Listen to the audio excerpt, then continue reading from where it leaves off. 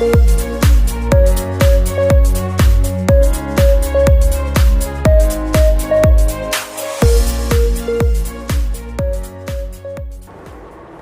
everyone, here is Chintan sir and you are watching ધોરણ 10 ની અંદર જે આ 2021 ની અંદર ગાલા એસાઇનમેન્ટ આવ્યું એની અંદર અંગ્રેજી વિષયમાં પેપર નંબર 2 એનો સેક્શન A અને એનું સોલ્યુશન તમારી સામે છે. તો તમને આની PDF પણ મળી જશે નીચે ડિસ્ક્રિપ્શન બોક્સની અંદર ઇન ફ્યુચર.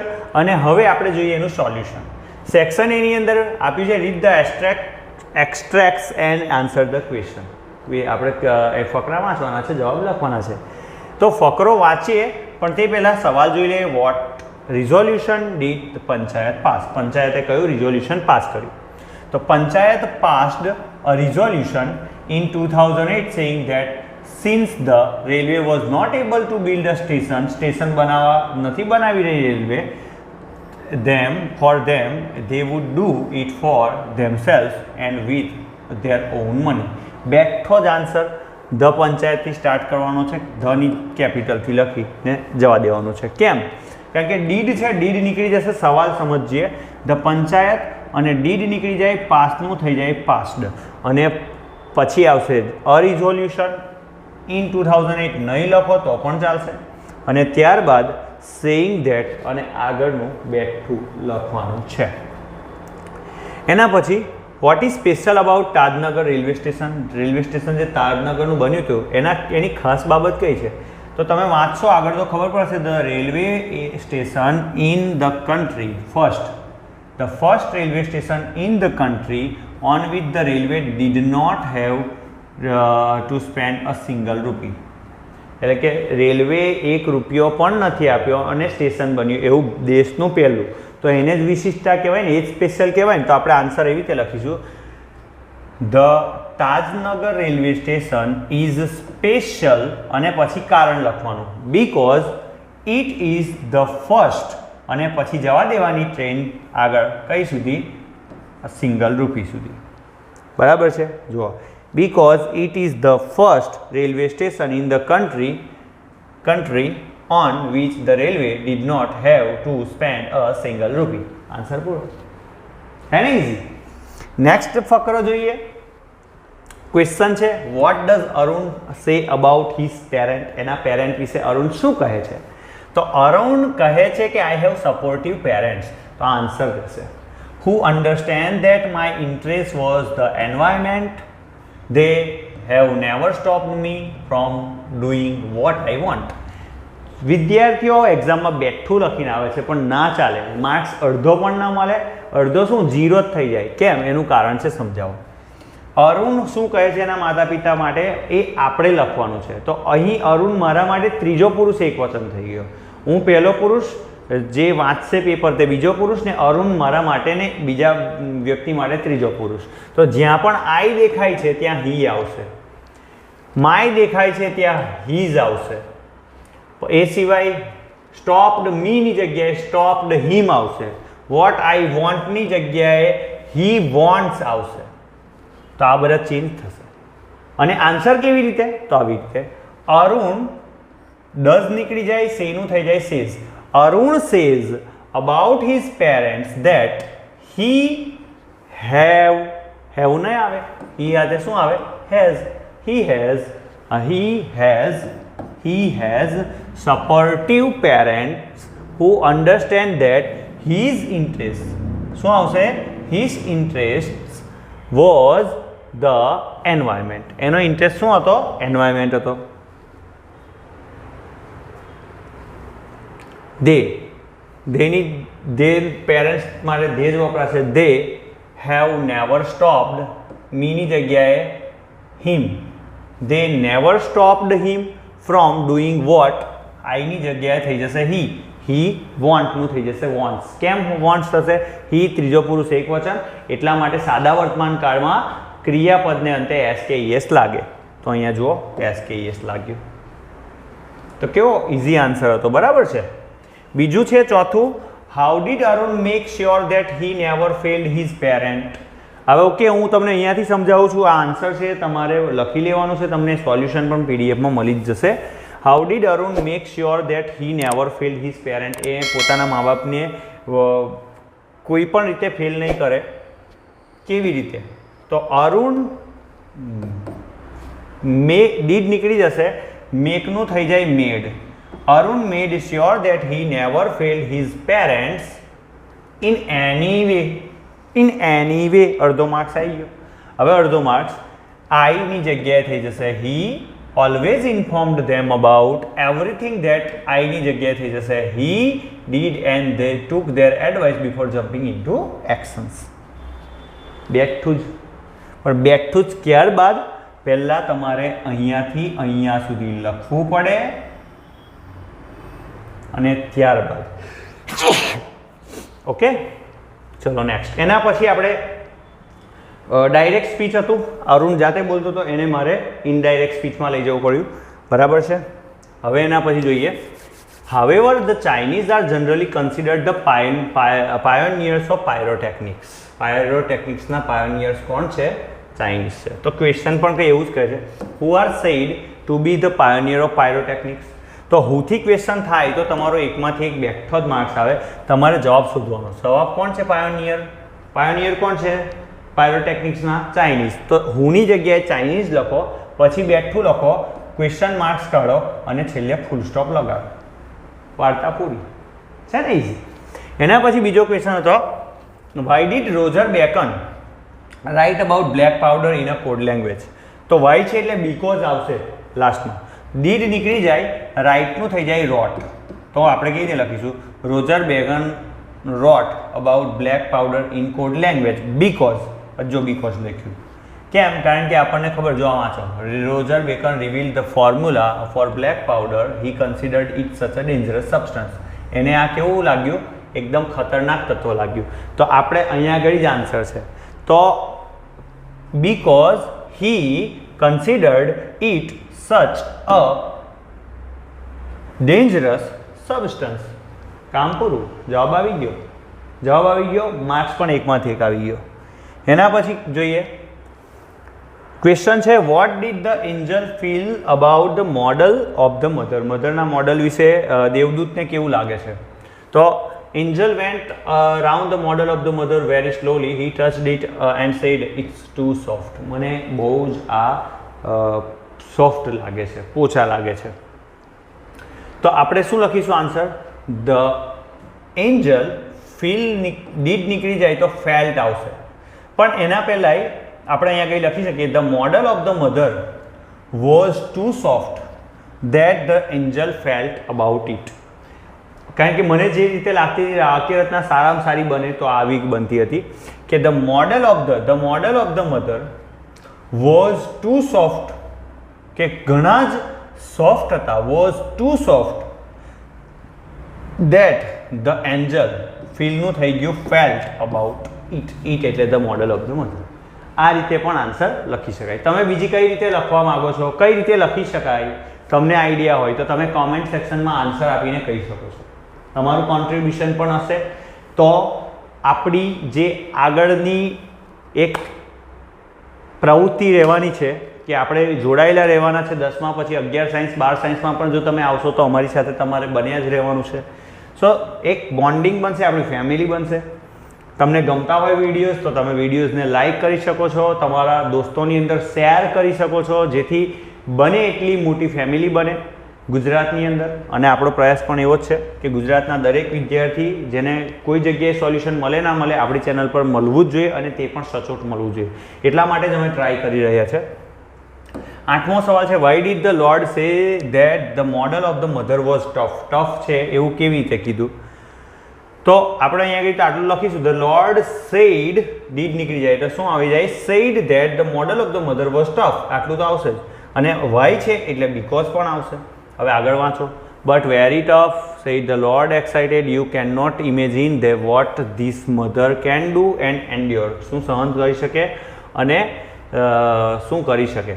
તો સી કુડ ડુ, આપણે આન્સર લખીશું she could do many things, ઘણું બધું કરી શકે. કારણ કે અહીંયા આગળ તો એવું પૂછે, એવું કહે છે ગોડ કે યુ કેન, તું વિચારી જ ના શકે એટલું બધું કરી શકે અને તું વિચારી ના શકે એટલું સહન કરી શકે. એનો મતલબ એવો થાય કે એ ઘણું બધું કરી શકે અને ઘણું બધું સહન કરી શકે. તો આપણે એને ઇંગ્લિશમાં લખવું છે C could do many things. હવે તમને થશે કેન કેમ ના વાપર્યું, કારણ કે અહીંયા સેડ હતું એટલા માટે. તો મેં અહીંયા કંઈ લખ્યું સી કુડ ડુ, કેન હતું એની જગ્યાએ મેં લખ્યું could. She could do many things and endure any situation, કોઈ પણ સિચ્યુએશનને સહન કરી શકે છે. બસ આ રીતે આવે. 9મો ક્વેશ્ચન છે why was moving to the Cambridge school was a great achievement for Helen. Helen માટે ગ્રેટ અચીવમેન્ટ કેમ હતી? Really a great achievement for a lady like me who was blind, deaf and could barely produce sounds for communication. એટલા માટે હતી કારણ કે પોતે deaf હતા, બ્લાઇન્ડ હતા અને અવાજ પણ નહોતા કાઢી શકતા એટલા માટે. તો moving to the Cambridge school was આવી જશે અહીંયા, was a great achievement for Helen because she, અહીંયા આગળ આવશે સી વોઝ બ્લાઇન્ડ, ડેફ, અહીંયા હુ વોઝ નહીં આવે, અહીંયા આગળથી કેન્સલ થશે, અહીંથી આવશે she was blind, deaf and could barely produce sound for communication. બોલો, બેઠું જ હતું, અહીંથી જ હતું, બરાબર છે. આટલું આ ઉપરનું ના લખી શકાય, બરાબર છે, પણ આવી રીતે લખાય. તો ક્યાંથી લખવાનું છે, શું જોઈન કરીને બેઠે બેઠા ફકરા ના લખતા જવાબના. અને એક પેપર જોઈને અટકી ના જતા, બધા જ પેપરના જે વિશ્લેષણ કરજો કે હું કઈ રીતે સોલ્યુશન કરાવું છું. અને આ હું જાતે પ્રોડ્યુસ કરું છું. હવે તમને પણ ખબર છે કે આના સોલ્યુશન કોઈ જગ્યાએ છે નહીં, ડાયરેક્ટ તમને પ્રશ્નપત્ર ચિપકાવી દેવામાં આવે છે ગાલા તરફથી. ને સોલ્યુશન મેં જોયા છે કે ગુજરાતની અંદર ઘણી બધી ચેનલ છે જે પ્રોવાઈડ તો કરાવે છે પણ ઇંગ્લિશનું તો લગભગ નથી. અને ઘણી બધી ચેનલ કદાચ પ્રોવાઈડ કરાવતી હોય તો પેઇડ પ્રમોશન છે, પેઇડ, તમારે પૈસા ખર્ચવા પડે એપ્લિકેશનમાં. અહીંયા ફ્રી છે, તો બધા વિદ્યાર્થીઓ માટે શેર તમે કરી શકો છો. બીજો ક્વેશ્ચન છે why did Helen appear for her exam. How did Helen appear four exam, કેવી રીતે એક્ઝામ આપી તો એ વાંચે. I began writing poem and story shortly before my examination. I lost my father. Although emotionally disturbed, I did my best in examination. My teacher could not accompany me to the examination hall. Examination hall માં એમના teacher થોડી આવવાના. There a teacher spelled, ત્યાંના જે teacher હતા તે spelled out the question in my hand. હાથમાં question લખ્યા and I type out the answer. આવી રીતે આપી એક્ઝામ. તો આપણે આન્સર શું લખીશું? The teacher spelled out the questions in Helen's hand. Helen's hand, હેલનના હાથમાં. અહીંયા આગળ છે my hand. my નહીં આવે, my એટલે કોણ? તો કે હેલન. તો હેલનના હાથમાં, તો Helen's hand and she typed out the answer. બરાબર છે. અને that's the way, અને આ જ આવી રીતે how Helen appeared for her exam. આવી રીતે તમે આન્સર લખી શકો. તો અહીંયા પૂર્ણ થાય છે 10 ક્વેશ્ચન. હવે શોર્ટ નોટ છે 3 માર્ક્સની, એકના અથવામાં એક પૂછાય છે, તમારે કમ્પ્લીટ તૈયાર કરીને જ જવાની. જેટલી પણ 6 પેપરમાં છે એના અંદરથી જ કોઈ એક લખવાની આવશે, એટલે એકદમ ડેટા વાઇઝ યાદ રાખવાનું. Palakkad district library when it was establish. તો આપણે લખવાનું the Palakkad district library was establish in September 2013. પહેલી લાઈન પૂરી. હવે એનો મુખ્ય વસ્તુ હતી તો કે વિસ્ડમ અને centre of knowledge, wisdom etcetera. તો આપણે શું લખીશું? It is a centre for information, knowledge, wisdom and cultural activity. 2-3 વસ્તુ એક્સ્ટ્રા લખી. એના પછી શું હતું? વુમન મેમ્બર્સ કેટલા હતા? તો તમને ખબર, ત્રીજો ભાગ. તો આપણે શું લખીશું? The third of its 1000 members are woman. બરાબર, એ પણ પતી ગયું. વુમન્સ યુનિટ, તમને ખબર છે કે ફેબ્રુઆરીમાં પછી વુમનનું યુનિટ પણ બનાવવામાં આવ્યું. વિમેન કહેવાય, એક કરતાં વધારે વિમેન્સ યુનિટ બનાવવામાં આવ્યું. તો આપણે શું લખીશું? The library launched a women's unit in February 2014. બરાબર છે, એ પણ પતી ગયું. એના પછી એનો ગોલ શું હતો? વુમન્સ એન્ડ વિમેન્સ એમ્પાવરમેન્ટનો. તો ધ યુનિટ ગોટ ટુગેધર, ભેગી થઈ, ટુ ડિસ્કસ મેથડ્સ એમ્પાવરિંગ વુમનને કેવી રીતે, વિમેનને કેવી રીતે એમ્પાવરિંગ કરી શકાય એના માટેની ડિસ્કસ કરી ભેગા થઈને. ચલો, એના પછી શું આવ્યું? Activities like film screening, workshop. તો કેવી એક્ટિવિટી થતી? The library open its hall for film screening, workshops in home economics and gardening, child care or the art. બરાબર, આટલી વસ્તુ હતી. તમને જે પણ યાદ આવે, બે વસ્તુ તો છે જ, બે તો આપેલી જ છે, પણ એ સિવાય તમને જે પણ યાદ આવે તે લખવાનું છે. ચલો, એના સિવાય women get help in family conflict. વિમેનને કઈ રીતે મદદ મળતી કે ફેમિલીના ઝઘડા જે હોય, લીગલ ડિસ્પ્યુટ્સ હોય, બરાબર છે, અને પ્રોફેશનલ પ્રોબ્લેમ હોય એની અંદર પ્રોબ્લેમના સોલ્વ થતા. તો કેવી રીતે? The women also get help in managing family conflicts, legal disputes and professional problems. બેકફૂટ લખવાનું છે. એના પછી લાસ્ટ છે separate reading room for woman. બરાબર છે, તો એની અંદર શું છે?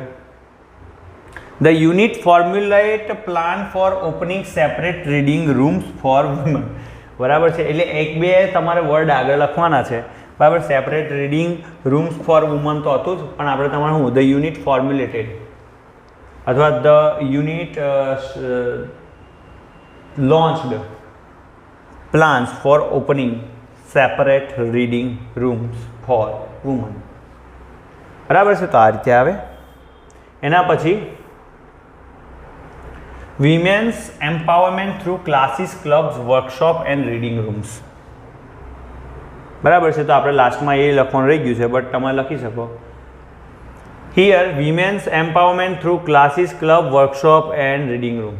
બરાબર છે, the unit ensure that women's empowerment should done through classes, club, workshop and reading room. આ એક્સ્ટ્રા લખી દો. એકચ્યુઅલી તમે આટલું લખો ને તો પણ 3 માર્ક્સ તો તમારા થઈ જવાના છે. તો આ રીતે તમારે લખવાની રહેશે. આની અંદર આપેલું જ છે, આના પ્રમાણે તમારે વાક્યો લખવાના રહેશે. તમારે એક્સ્ટ્રા યાદ શું રાખવાનું કે તમે ગ્રામરમાં ભૂલ ના કરો, ને બીજું કે જ્યાં ક્વેશ્ચન પૂછાયો હોય એનો આન્સર તમારે યાદ રાખવો પડે. એટલા માટે તમારે વાંચીને જવાનું કે ક્યારે શું બન્યું હતું, એમાં શું થયું હતું, એના ડેટ કયો છે, એનો મંથ કયો છે. બરાબર છે, તો એના માટે તમે ડાયજેસ્ટની અંદર, નવનીતની અંદર જે પાઠ આવે છે તે વાંચી કાઢો સારી રીતે, સરખી રીતે. દરેક પાઠ 2-3 વખત, તો તમને ટ્રુ ફોલ્સ પણ આવી જશે. નેક્સ્ટમાં આવવાના જ છે. Conflict of Ram Singh 70 with itself. Conflict પોતાની અંદર કઈ ગૂંચળામણ ચાલતી હતી. બરાબર છે. Inbuilt system of 3 principal. તો તમને ખબર જ છે કે રામસિંગની જે સિસ્ટમ હતી એ 3 પ્રિન્સિપલ, 3 સિદ્ધાંત પર બનેલી. તો આપણે લખીશું રામસિંગ હેડ N inbuilt system of 3 principal. પહેલું તો એ પોતાના માસ્ટરને ઓબે કરશે, પાલન કરશે. તો ધ રોબોટ વિલ કરશે એટલે ભવિષ્ય, ઓબે હિઝ માસ્ટર. બીજું, એ કોઈને હાર્મ નહીં કરે. The robot will not harm any human. બરાબર. ત્રીજું, એ પોતાની જાતને પણ કંઈ નહીં થવા દે. તો the robot will not take harm, લેશે પોતાની ઉપર કોઈ દિવસ હાર્મ લેશે નહીં, ટુ સેલ્ફ. બરાબર છે. આ હતું પ્રોડ્યુસ્ડ ઇન કોર્ટ. બરાબર છે, એને ખબર છે તમને કે ચોરી કરી હતી, પછી એને 15 દિવસ રાખ્યો હતો જેલમાં, અને ત્યારબાદ એને પછી કોર્ટની તારીખ પડી તો કોર્ટમાં લાવવામાં આવ્યો હતો. When he was produce in court, Prem ચોપરાએ, જેનો ઓનર હતો, was confident that his robot would never disobey him. કારણ કે એના પ્રિન્સિપાલમાં આવતું હતું ને, એટલે પેલો ભાઈ બહુ ખુશ હતો કે ડિસઓબે તો ક્યારેય કરે જ નહીં. પછી Prem Chopra return to defuse હિમ. એ પછી એને ધમકી આપે કે ભાઈ હું તને ડિફ્યુઝ કરી નાખીશ. Prem Chopra had return to defuse him if he revealed any information about stolen good. Stolen good વિશે કંઈ પણ કહેશે તો હું તને ડિફ્યુઝ કરી નાખીશ, એવું પ્રેમ ચોપરાએ એને કીધું હતું. બરાબર. એના પછી could not disobey his master. હવે એ પોતાના માલિકને ડિસઓબે ન કરી શકતો. Thus Ramsingh was in conflict. કયું? If he revealed any information he would disobey his master, and if he did not, અને જો એ નહીં કરે ઇન્ફોર્મેશનને reveal, he would harm many people. એ આપણે જે ગુજરાતી છે એનું ઇંગ્લિશ લખ્યું છે. તો કન્ફ્લિક્ટ હતું, if he revealed any information he will disobey his master, he would disobey his master. If he did not reveal any information, he would harm many people. બેટ તો આની અંદરથી લખવાનું છે ને. That's why it break apart then tell a lie. પછી so that he choose to break apart, પોતાની જાતને સિસ્ટમને બ્રેક કરવાનું વિચાર્યું rather than tell a lie, જૂઠું બોલવા કરતા. તો આ હતું, આ રીતે લખાય. હવે છેલ્લું જોઈએ true and false. Write whether the following sentence are true or false. 12માં જોઈએ a mother part should be movable and replaceable. હા, ગોડે એવી જ રચના કરી હતી કે જેના પાર્ટ્સ બદલી પણ શકાય અને હલીન ચલન કરી શકતા હોય એવા. તો ટ્રુ છે. 13મા નંબર પર જોઈએ, the first word that Helen learnt was water છે ને, વોટર તો પછી યાદ હતું, પહેલાં તો મેડમે ડોલ શીખવાડ્યું હતું, તો આઈ થિંક ફોલ્સ આવશે, બરાબર છે, ડોલ શીખવાડ, DOLL, વાંચશો ભાષાંતર તો તમને ખબર પડશે. ત્રીજું હતું fireworks are manufacture in Sivakasi, બિલકુલ સાચી વાત છે, 14 નંબર બરાબર છે, ટ્રુ છે. એના પછી ત્રીજા નંબરના ચેપ્ટરમાં Arun Krishnamurthy started EFI when he was 17 years old, ત્રીજા નંબરના પહેલા જ ફકરામાં આપેલું છે, તો આ પણ ટ્રુ છે. તો આ રીતે અહીં આપણો સેક્શન A બીજા નંબરના પેપરનો કમ્પ્લીટ થાય છે. આ ચેનલ સાથે બન્યા રહેજો, સબસ્ક્રાઇબ કરી લેજો, નોટિફિકેશનની બેલ આઇકન દબાવી લેજો, જેથી આવનારા વિડીયોઝની નોટિફિકેશન, ગણિતનું સોલ્યુશન, વિજ્ઞાનનું સોલ્યુશન, ઇંગ્લિશનું સોલ્યુશન, હજુ સમાજનું પણ આવશે એનું સોલ્યુશન તમને ટાઈમે મળતું રહે. ફરીવાર મળીશું નવા વિડીયોમાં. જય હિન્દ, જય ભારત.